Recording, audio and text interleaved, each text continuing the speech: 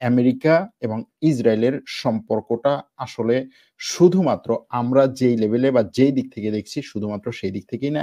ইসরায়েলের রাজনীতি না, ইসরায়েল-ফিলিস্তিন সমস্যা না, ইরান সম্পর্ক বা ইসরায়েল-ইরান সমস্যা না। বরং পুরো মধ্যপ্রাচ্য এমনকি প্রত্যেকটা মুসলিম দেশের রাজনীতিতেও এর প্রভাব আছে। ইসরায়েল ফিলিস্তিনে বিশেষ করে গাজা ভূখণ্ডে আক্রমণের পর থেকে আমেরিকার নিরঙ্কুশ সাপোর্ট পেয়ে যাচ্ছে। এখানে যদিও আমেরিকার রাজনীতিবিদদের আলোচনার মাধ্যমে, কথার মাধ্যমে বা তাদের রেটরিকের মধ্যে কিছুটা পরিবর্তন বা কিছুটা ভিন্ন আঙ্গিক আমরা লক্ষ্য করি অনেক সময়।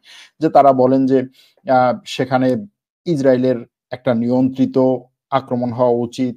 ইসরায়েল যেন সেখানে সাধারণ মানুষকে না মারে। ইসরায়েলের এই ঘটনাকে আমরা তীব্র নিন্দা করছি। এ ধরনের কিছু বক্তব্য আছে তাদের। কিন্তু সব বক্তব্যের ঊর্ধ্বে উঠে গিয়ে যেটা স্পষ্ট সেটা হচ্ছে ইসরায়েলকে নিরঙ্কুশ সাপোর্ট দিয়ে যাচ্ছে আমেরিকা। যেই ক্ষমতায় আসুক না কেন, যেই দলই ক্ষমতায় আসুক না কেন, এই সাপোর্টটি সবসময় প্রায় গত ৫০-৬০ বছর ধরে এই সাপোর্টটি এভাবে চলে আসছে। এখন এই সাপোর্টের পেছনে মূল কারণ কি? মূল কারণ যেটা বলা হয় বা মনে করা হয় সেটা হচ্ছে ইসরায়েলের, অথবা যদি এভাবে বলি, ইহুদিদের আমেরিকায় ব্যাপক পরিমাণে লবি চালানো। এখন লবি কি জিনিস? অনেকের এরকমও প্রশ্ন যে লবি কি জিনিস? ইসরায়েলের লবির কথা যদি এভাবে বলি যে গুটি কয়েক লোক একত্রিত হয়ে ইসরায়েলের পক্ষে আমেরিকার রাজনীতিবিদদের পেছনে ব্যাপক পরিমাণে ইনভেস্ট করে, বিনিয়োগ করে এবং সেটার থেকে একটা ফলাফল অর্জন করে ইসরায়েলের পক্ষে। যে ফলাফলটা হচ্ছে এরকম যে, যেকোনো কাজই ইসরায়েল করুক সেটাকে নিরঙ্কুশ সাপোর্ট দিতে হবে।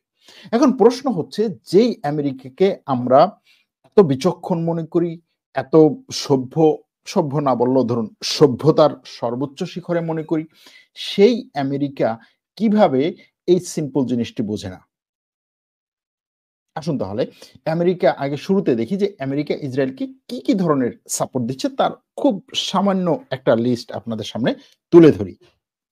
সেটা হচ্ছে আমেরিকা ইসরায়েলকে প্রত্যেক বছর নগদ টাকা হিসেবে একেবারে সরাসরি ৩ থেকে ৪ বিলিয়ন ডলার দেয় সামরিক এবং অর্থনৈতিক সহযোগিতার ক্ষেত্রে।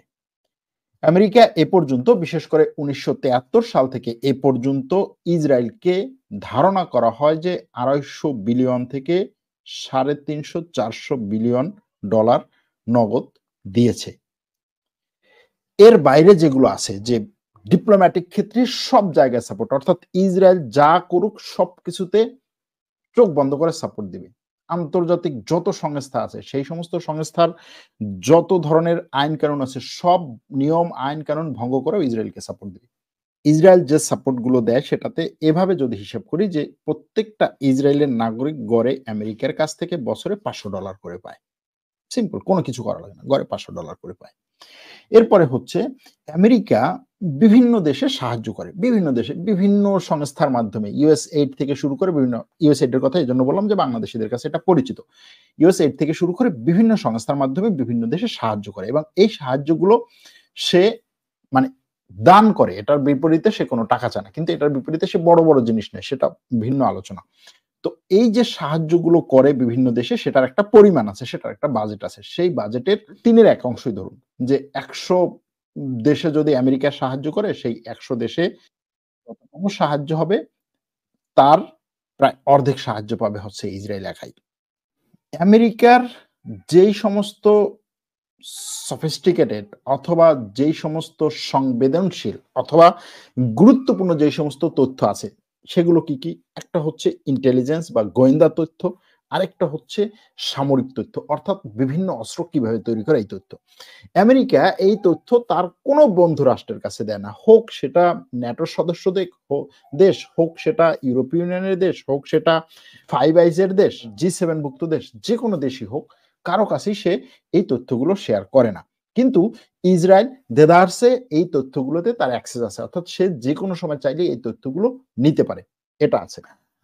আমেরিকার কাছ থেকে যেকোনো দেশ যদি সামরিক সহযোগিতা পায়, সামরিক সহযোগিতাটা আসলে কি? আমরা কি মনে করি সামরিক সহযোগিতা বলতে? অস্ত্র কেনার জন্য টাকা দেয়া। বিভিন্ন দেশ দেয়। ধরুন আপনি অস্ত্র কিনতে পারছেন না, আপনাকে অস্ত্র কেনার জন্য টাকা দেয়, লোন দেয়।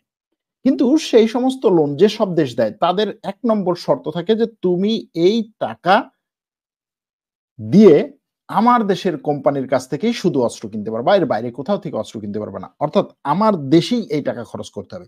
এটা যেকোনো দেশ। সেটা হচ্ছে ভারতও যদি দেয়, চীনও যদি দেয়, তাদেরও শর্ত এরকমই থাকে যে আমি তোমাকে সামরিক খাতে তুমি কিনতে পারতেছো না অস্ত্র? ওকে। আমি তোমাকে টাকা দিচ্ছি। কত টাকার অস্ত্র লাগবে? $20 মিলিয়ন। ওকে, $20 মিলিয়ন আমি দিচ্ছি। কিন্তু এই $20 মিলিয়ন যে অস্ত্র কিনবে সেটা আমার দেশ থেকে কিনতে হবে। আমেরিকা এই শর্তটা সবার কাছে দেয়। ন্যাটোর সদস্য দেশের কাছে দেয়। শুধুমাত্র ইসরায়েলের কাছে এই শর্তটা শিথিল করছে।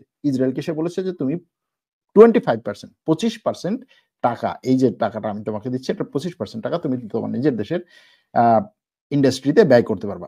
এর বাইরে যে সমস্ত অর্থনৈতিক সাপোর্ট গুলো আছে, সেই সমস্ত অর্থনৈতিক সাপোর্টের ক্ষেত্রেও আমেরিকার কিছু, কিছু শর্ত থাকে যে এই ফান্ড আমি তোমাকে এই উদ্দেশ্যেই দিচ্ছি। তোমার এই ফান্ডের টাকাটা এই কাজেই ব্যয় করতে হবে। এর বাইরে তুমি ব্যয় করতে পারবা না। কিন্তু ইসরায়েলের ক্ষেত্রে সেটা নাই। যে কারণে ইসরায়েল যেকোনো ফান্ডের থেকে টাকা আসলে সে তার ইচ্ছামত অন্য ফান্ডেও ব্যয় করতে পারে। আমেরিকা তার যেকোনো মিত্র দেশের কাছে যখন সে অস্ত্র বিক্রি করে, ধরুন F-35 যুদ্ধবিমান বিক্রি করলো, তারপর হচ্ছে প্যাট্রিয়ট এয়ার ডিফেন্স সিস্টেম বিক্রি করলো, অথবা অন্য যেকোনো কিছু বিক্রি করা বা দেয়া, যে কাজ যাই করুক, সেক্ষেত্রে একটা শর্ত দেয়। শর্তটা হচ্ছে এন্ড ইউজার, যে সর্বশেষ কে ব্যবহার করবে। তুমি এটা তোমার দেশে ব্যবহার করবে। অন্য কারো কাছে তুমি বিক্রিও করতে পারবে না। এবং এই ব্যবহার করার ক্ষেত্রেও কতগুলো নিয়ম আছে। সেটা হচ্ছে শুধুমাত্র যদি সরাসরি নিজের উপরে আক্রমণ আসে তাহলে নিজেকে রক্ষা করার জন্য ব্যবহার করতে পারবা। তুমি অন্য কোনো জায়গায়, অন্য কোনো দেশে আক্রমণের ক্ষেত্রে এটা ব্যবহার করতে পারবে। আপনারা জানেন, যেমন ধরুন ইউক্রেনকে যে সমস্ত অস্ত্র পশ্চিমা বিশ্ব দিচ্ছে, ইউক্রেন বারবার বলছে যে আমি রাশিয়ার মধ্যে যেন আক্রমণ করতে পারি, তুমি অনুমতি দাও, দিচ্ছে না। কিন্তু ইসরায়েলের ক্ষেত্রে এ ধরনের কোনো শর্ত নেই। যেখানে ইচ্ছা, যেথায় ইচ্ছা তুমি আক্রমণ করতে পারবা। আমার কাছে জিজ্ঞেস করা লাগবে না। এবং এই আক্রমণ করার জন্য কোনোদিন তুমি না আমার কাছে জবাবদিহিতা করতে হবে তোমার, অথবা আন্তর্জাতিক কোনো সংস্থার কাছে। আন্তর্জাতিক কোনো সংস্থাও যদি এটার জন্য তোমার কাছে প্রশ্ন করে, তোমার বিরুদ্ধে কোনো অভিযোগ দায়ের করে, অথবা তোমার বিরুদ্ধে যদি কোনো ধরনের ইনভেস্টিগেশন শুরু করে, তাহলে সেখানে আমি বাধা হয়ে দাঁড়াবো, ঢাল হয়ে দাঁড়াবো। পরমাণু অস্ত্রের ক্ষেত্রে আমেরিকা, আপনারা জানবেন যে বিভিন্ন দেশ পরমাণু অস্ত্র যখন তৈরি করার দিকে যায়, সেখানে অনেক ধরনের বাধা, অনেক ধরনের নিষেধাজ্ঞা, অনেক ধরনের আন্তর্জাতিক পুরো জনমতকে একত্রিত করে সেটার বিরুদ্ধে দাঁড়ানো। কিন্তু ইসরায়েলের ক্ষেত্রে এ ধরনের কোনো বাধা নিষেধ কিচ্ছু নেই। এমনকি আরব দেশগুলো থেকে বা অন্য কোনো দেশ থেকে যদি ইসরায়েলের পরমাণু অস্ত্রের বিরুদ্ধে কোনো ধরনের নিষেধাজ্ঞা আসে বা কোনো ধরনের নিষেধাজ্ঞার প্রস্তাব জাতিসংঘে আসে, সেটাতেও বারবার ভেটো দেয় আমেরিকা। সুতরাং এই যে অর্থনৈতিক, রাজনৈতিক, কূটনৈতিক সাপোর্ট আমেরিকা দিচ্ছে, কেন? ইসরায়েল যদিও এটাকে এভাবে বলছে বা বলার চেষ্টা করছে, সেটা হচ্ছে যে আমেরিকা এবং আমি হচ্ছি মধ্যপ্রাচ্যে একমাত্র গণতান্ত্রিক দেশ যে পশ্চিমা গণতন্ত্রকে রক্ষা করে, পশ্চিমা গণতন্ত্রকে ধারণ করে, বহন করে, এবং আমি হচ্ছি মধ্যপ্রাচ্যে একমাত্র দেশ যে আমেরিকার স্বার্থের সাথে একত্রে নিজের স্বার্থকে জড়িয়ে কাজ করি এবং আমেরিকার স্বার্থের জন্য আমি কাজ করি। আমি হচ্ছি মধ্যপ্রাচ্যে একমাত্র দেশ যে আমেরিকার সাথে একত্রে সন্ত্রাসের আক্রমণের শিকার।